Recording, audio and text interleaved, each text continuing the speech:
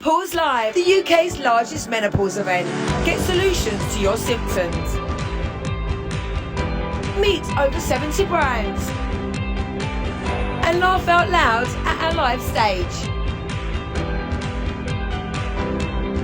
Plus, free taster sessions in our wellness hub. Come and connect with your tribe. Tickets are from just $10.99. Get your sparkle back and head over to pauselive.com. Hello.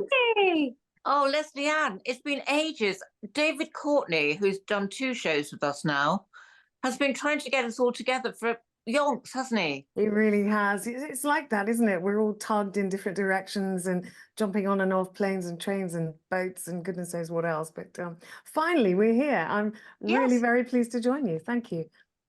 It's lovely to have you with us. I mean, obviously, I've known your name around for years because you've been, you're a very prominent journalist, and also you've written books and things like that. But I've always known who you were, and I've always thought, oh, she sounds, when I've read your columns and stuff, I mean, it's always resonated with me because you're one of the gang, aren't you? Really? Thank you. Yes, I try to reflect what women like us are thinking and feeling, and to tell the truth about things, because quite often I feel that columnists sometimes disguise what's really in their heads because they're feeding the kind of thoughts and opinions that maybe other people would like to project onto them. So I just think it's really important to cut the crap and just say it like it is. We've just been having a vagina conversation. Yes, good. These new machines that are out, help you with what's it called, with your bladder function, all of these lot that seem to sort of, as we age, it seems to get kind of worse for us. But these wonderful new machines that have come from actually cosmetic facial machines, which is really weird. And Dee had a Morpheus 8 treatment, which of course you and I know from your face, but she had it in her vagina, didn't she? Dee? Now, come on, talk us through that. I want to know what happened. Oh, honestly, Lesley-Ann, I have to recommend it to you because my eyes are watering already. No, I know. When I arrived at the clinic, well, first of all, the clinic was sensational. A clinic in it was called Door 24 in Chiswick. Oh my God, it's one of the best clinics I've ever been to. I'm just writing this down. Yeah. Okay. That lady, Dr. Sarah Jenkins, I can introduce you to her actually.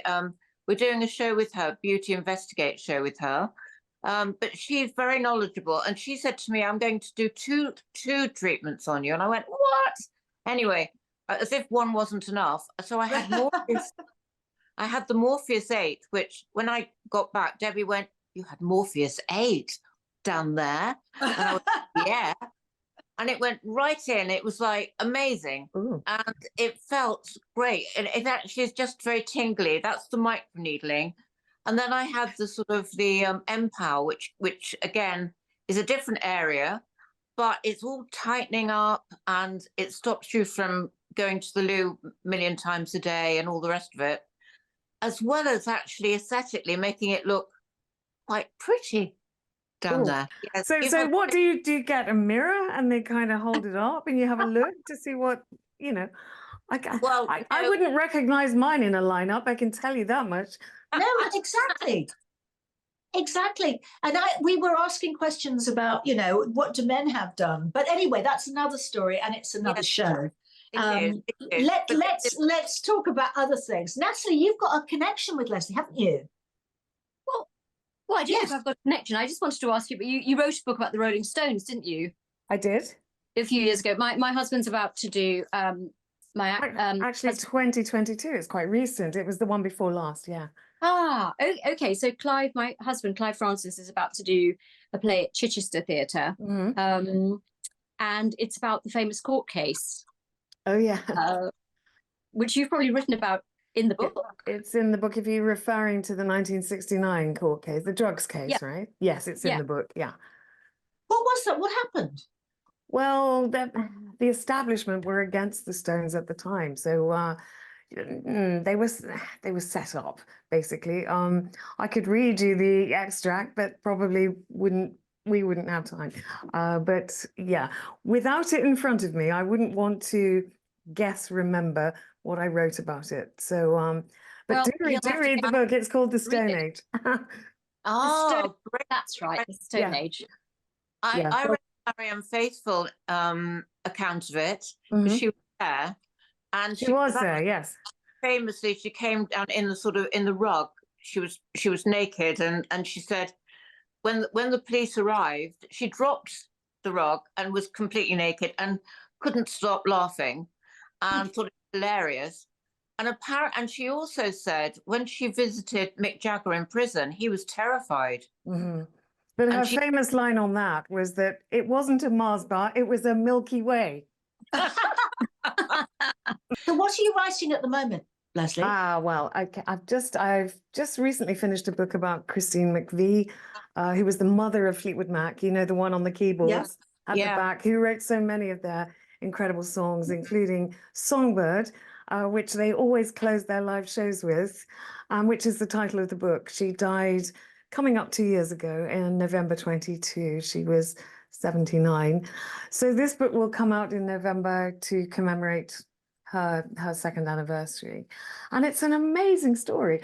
I was always fascinated by her. I had more to do with Stevie Nicks over the years than I did with Christine. Chris wasn't that interested in giving interviews really, but I did know her a bit because I lived in LA when she was there. And Brits in LA, you know, in the 80s always found each other and hung out. And I used to go up to her house and have a swim and make supper and that kind of thing. And then we both moved back to England at about the same time, and we both lived in Kent.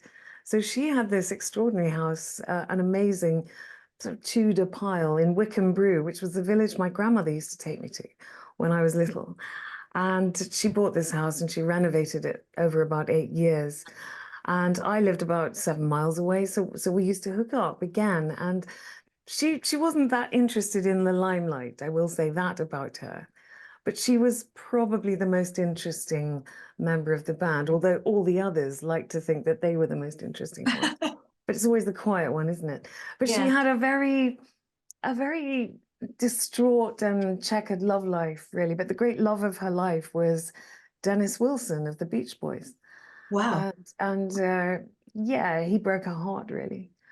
And she never got over him. And I think she spent the rest of her life always chasing that one true love, which of course we know doesn't exist really, does it? I learned a lot about relationships researching Chris.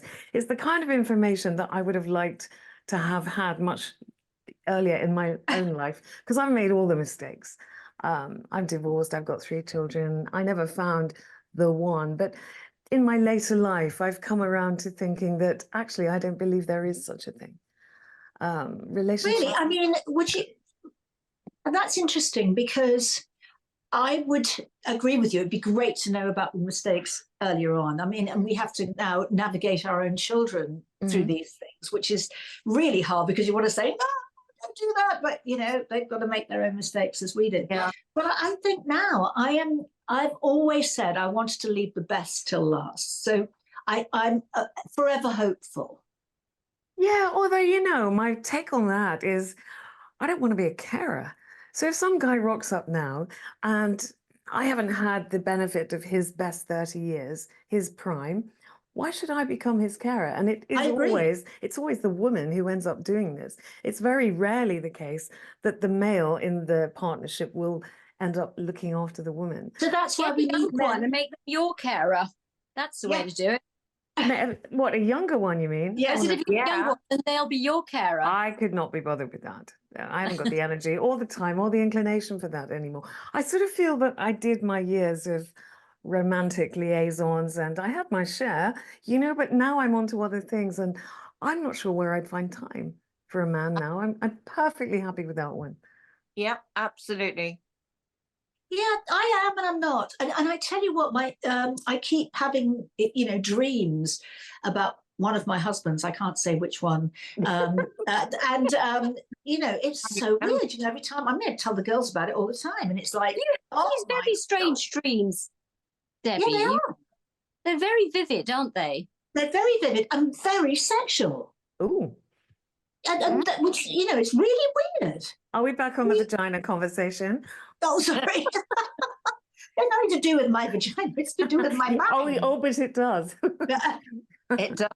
I think it's to do with my mind. I think that's where my mind is at the moment. But it is about becoming a carer, and it you know, the way dating has changed anyway. I mean, 4,000 years ago, when we were dating, you know, it was, you know, you saw someone that were attractive, and you were attractive to them, you know, attracted to them. But now it's like, oh my God, everything's online. Nobody talks to each other anyway, and you think.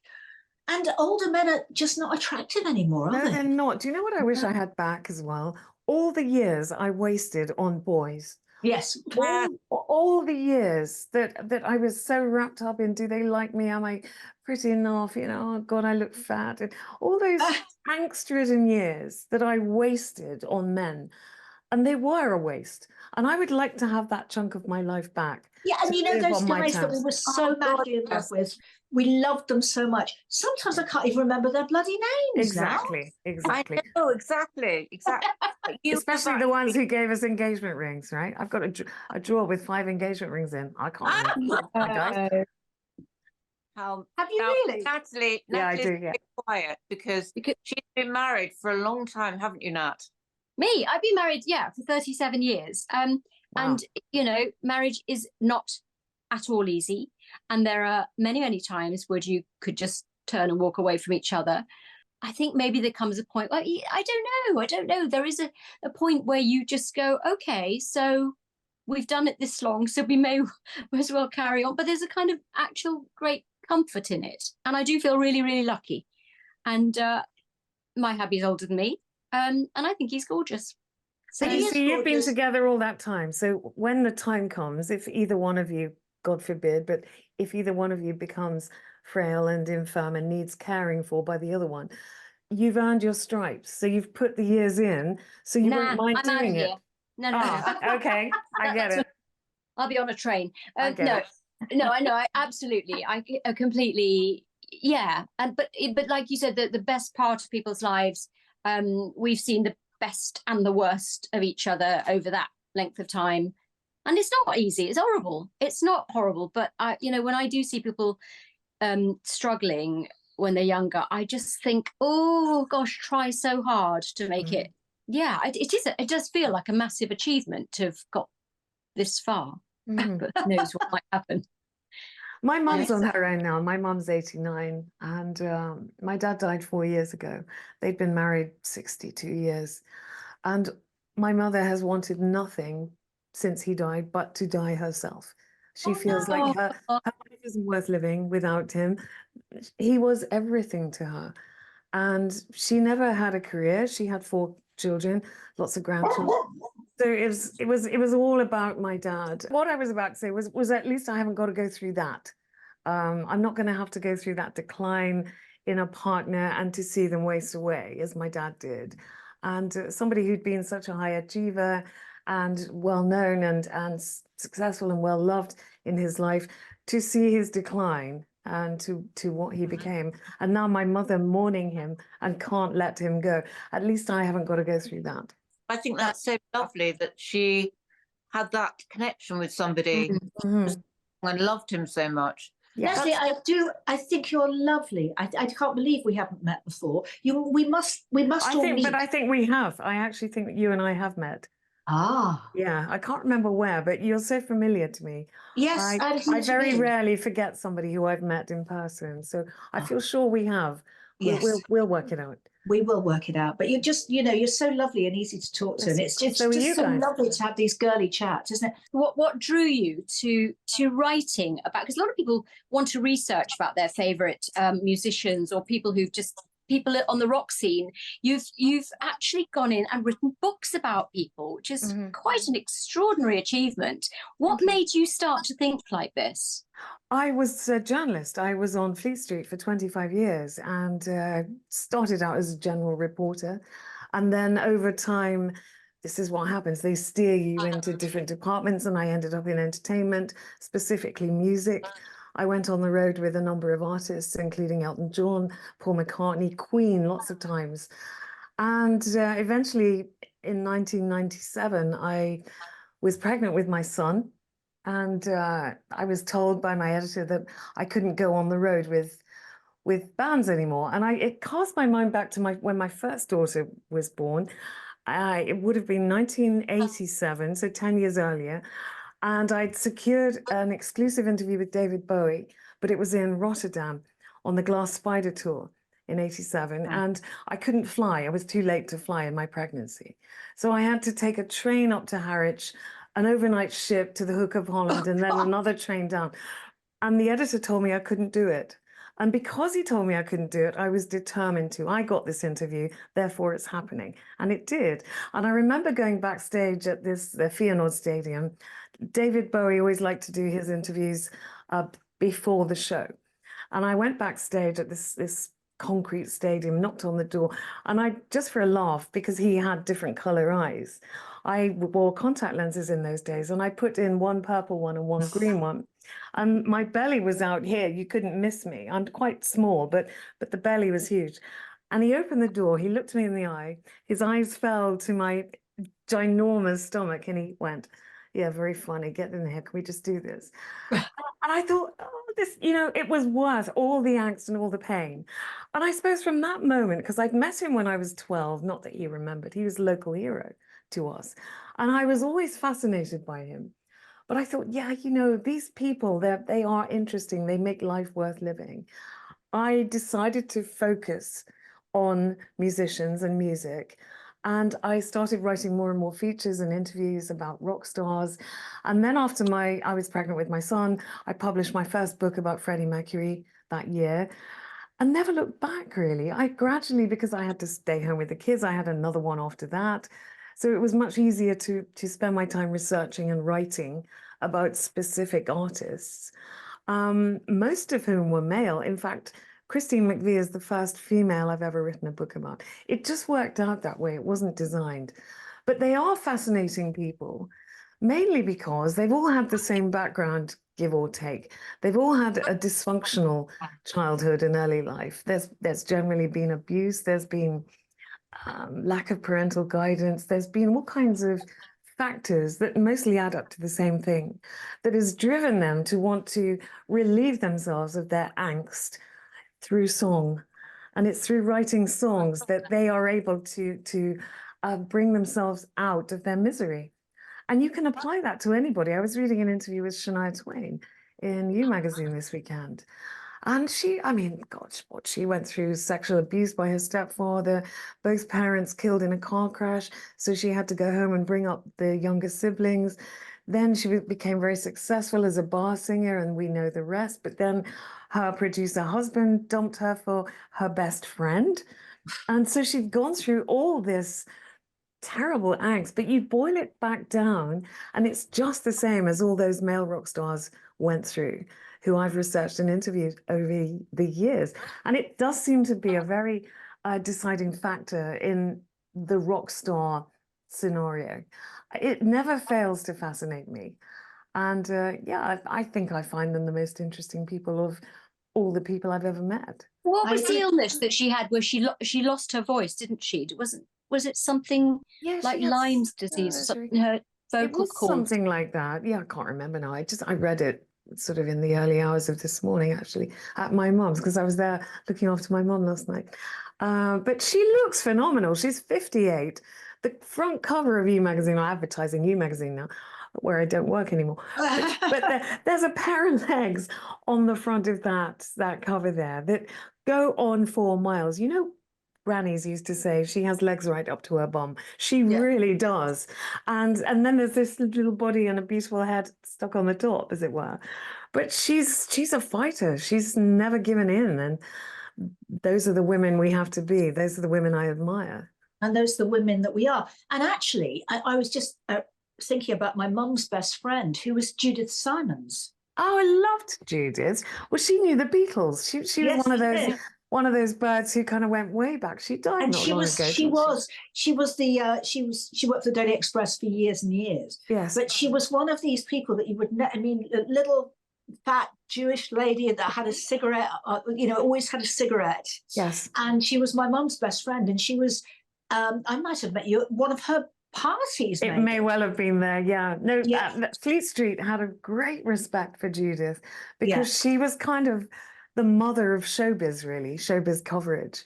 Yeah. But Fleet Street people are one of a kind, really. And people we worked with 40 years ago, whenever you run into them, so we go to a lot of memorial services these days at St. Bride's, the journalist church in Fleet Street, where I'm a church warden. And so I often see old colleagues, and we always end up in the same old pubs, telling the same old Yeah. stories and expenses, scandals, and who's shagging who, and all the rest. Yeah. It never goes away.